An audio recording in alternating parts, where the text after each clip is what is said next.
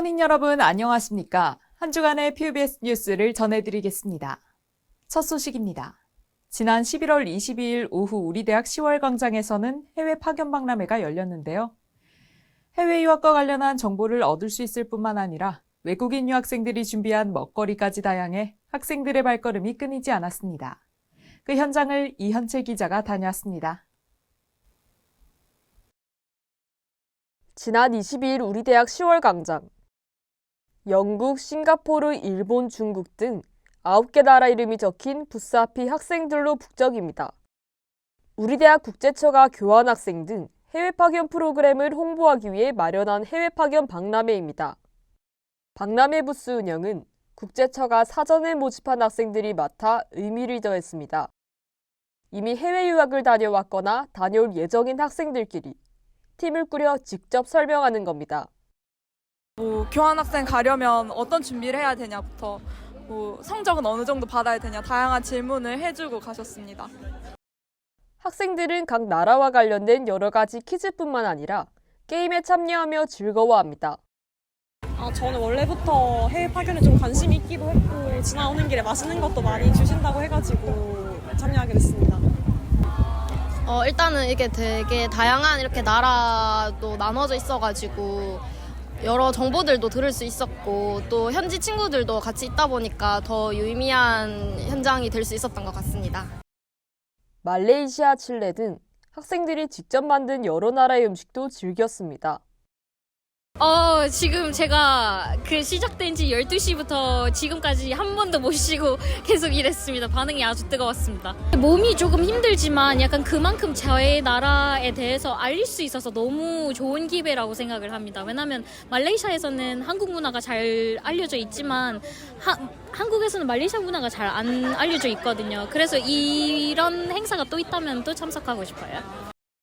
해외 유학에 대한 정보와 먹거리로 활기찼던 해외 파견 박람회. 인종을 넘어 문화를 넘어 화합의 장으로 가득 찼던 공간이었습니다. 추운 날씨였지만 이번 박람회는 국내외 학생들 모두가 하나 될 수 있는 온기 가득한 시간이었습니다. PBS 뉴스 이현채입니다. 우리 대학에는 전기공학과, 정보컴퓨터공학부, 전자공학과 등 IT 관련 학과가 있는데요. 현재는 부산 캠퍼스 여러 건물에 흩어져 있어 긴밀하게 협력하기가 어려운 상황입니다. 우리 대학이 이러한 문제를 해결하고 IT 분야 명문대학으로 거듭나기 위해 IT관을 새롭게 짓기로 했습니다. 박서형 기자가 보도합니다. 지난 22일 우리 대학 무지개문 인근. 기존에 있던 제1부속 공장을 허물고 건물 잔해를 치우는 철거 작업이 한창입니다. 우리 대학은 지난 11월 15일 착공을 시작으로 이곳 제1부속 공장이 있던 자리에 지하 1층, 지상 10층 규모의 IT관을 새롭게 짓습니다. IT관을 새롭게 짓는 목적은 IT 분야 연구와 교육시설을 한 곳에 모으기 위해서입니다. 우리 대학에는 전기공학과, 정보컴퓨터공학부, 전자공학과 등 IT 관련 학과가 있지만 현재는 제6공학관, 8공학관, 10공학관 등 부산 캠퍼스 곳곳에 흩어져 있어 원활한 협력과 교류가 쉽지 않은 상황입니다. 우리 대학은 IT관이 지어지면 이를 주축으로 IT 산업을 육성할 기반을 마련할 수 있을 것으로 기대합니다. 김정보컴퓨터공학부장은 채널 PNU와의 통화에서 대표적 IT 관련 학과들이 서로 긴밀하게 협력할 필요가 있다며 IT관이 우리 대학이 IT 분야 명문대학으로 발돋움하는 첫걸음이 될 것이라고 말했습니다. IT관 입주는 2025학년도 2학기부터 가능할 것으로 예상됩니다. 기존 건물 철거 작업은 12월 25일까지 진행되며 본 건물 시공은 다음해 1월 1일부터 2025년 8월까지 진행될 예정입니다. 총 사업비 267억 3,900만 원이 투입되는 IT관 재건축은 민간이 공공시설을 짓고 정부가 임대해서 쓰는 BTL 방식으로 추진됩니다. 민간 사업 시행자로 선정된 부산사랑 주식회사가 20년간 IT관의 시설 운영권을 갖게 됩니다. 다만 공사 기간 동안 소음과 진동으로 인한 건물 피해가 우려됩니다. 우리 대학 시설과 관계자는 소음 및 진동 등으로 불편이 예상되지만 시설 개선을 위해선 학내 구성원의 양해를 구할 수밖에 없는 상황이라며 공사 자체적으로 소음 저감 활동에 대한 계획을 세우고 진행할 것이라고 전했습니다. PBS 뉴스 박서연입니다. 최근 유튜브나 인스타그램에서 히트곡을 AI의 목소리로 부른 것을 쉽게 찾아볼 수 있는데요. 이 같은 AI의 발전은 기존 저작권 자료들을 대량으로 수집해야 가능하기 때문에 AI의 저작권에 대한 논쟁이 뜨겁습니다. 자세한 내용 서민경 기자가 소개합니다.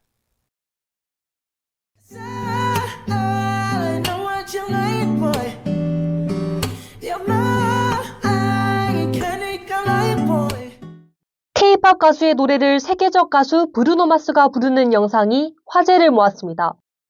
브루노 마스가 실제로 부른 게 아니라 사람의 목소리 정보를 학습한 AI의 목소리로 만든 가짜 영상이기 때문입니다. 사람들은 실제 가수가 부른 것 같은 목소리에 신기해합니다. AI 기술이 이처럼 비약적으로 발전할 수 있는 건 기존의 저작권 자료들을 대량으로 수집하여 학습한 결과 덕분입니다. 이를 두고 AI가 학습을 위해 수집하는 저작권을 보호해야 한다는 의견과 AI 기술의 발전이 우선이라는 의견이 갈리고 있습니다. AI 업계는 AI의 학습 과정에서의 저작물 이용이 대체로 연구 및 기술 발전과 연계된 공정 이용이라고 주장합니다. 우리나라를 비롯한 대부분의 국가에서는 저작권법상 저작물의 사용이 공정 이용에 해당할 경우 저작권법에 위배되지 않는 것으로 규정하고 있습니다. 하지만 무분별한 AI의 정보 활용에도 공정 이용에 대한 해석이 명확하지 않아 전 세계적으로 논쟁은 여전합니다. 상업적 이용 가능성도 있고, 두 번째가 그 기존 저작물에 대한 어떤 그 시장 가치를 좀 침해한다. 네, 그래서 1호하고 4호에 해당이 되기 때문에 현재 논의되고 있는 그 학습을 위한 그 자료 활용은 저작권 침해로 보여진다. 이에 전문가들은 AI의 발전과 저작권 보호의 적절한 조화를 위해 AI로 발생한 수익을 적절히 배분하는 방안을 제시합니다.